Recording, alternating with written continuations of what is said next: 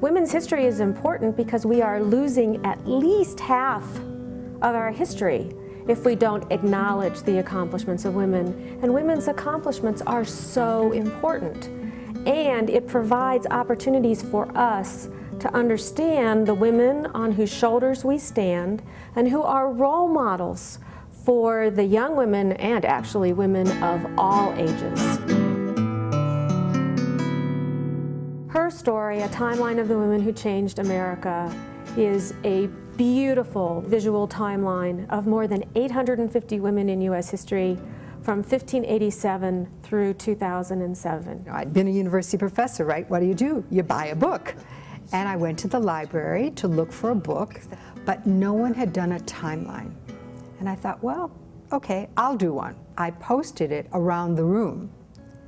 And then I would have the women walk around the room and put stars on women who appealed to them. One time, I did that presentation for the board of directors of the Women's Vision Foundation, and they took it on as a community project to translate my timeline into wonderful panels. A woman from the Women's Vision Foundation, whose name is Jill Marce, came up to me and said, "You must meet my friend Charlotte." Charlotte and I had lunch in February of 2003, and at the end of our lunch, Charlotte said, "I want to write a book with you."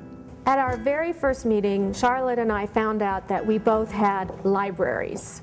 We had each been collecting over time books related to historical women. Our original criteria were a woman who was the first to accomplish something, and women who significantly contributed to the standard of living and quality of life that we have today. So we did all of this research on women. It was so affirming for me, and that they had laid the path that enabled me to have the career that I have in science and engineering.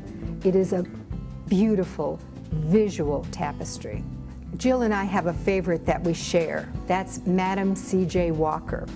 She was an African-American woman who started a business selling hair care and cosmetic products. She is known through the Guinness Book of World Records as the first self-made American millionaire in this country. For me, the catalyst is Admiral Grace Murray Hopper. Admiral Hopper developed the first computer compiler. She developed the first English-based software language. It was called Flowmatic.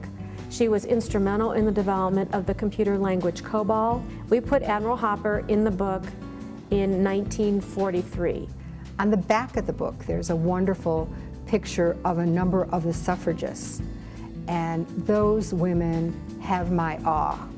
To think that they worked for 72 years, starting in 1848, when women did not speak in public. They spoke, and they fought for women's rights, and then 72 years of change. I mean, during that time, there was Dorothea Dix, who was trying to change and have more rights for the mentally ill. Jane Addams, who started Hull House. Women were involved in every social movement in this country. And what we are doing is bringing these women out of the shadows and putting them back into history. When Charlotte and I go out in the community together or separately, the reception is so amazing because they're looking specifically for women who represent the same interests they have for women like me. We've actually written a number of different curricular projects stemming from the book.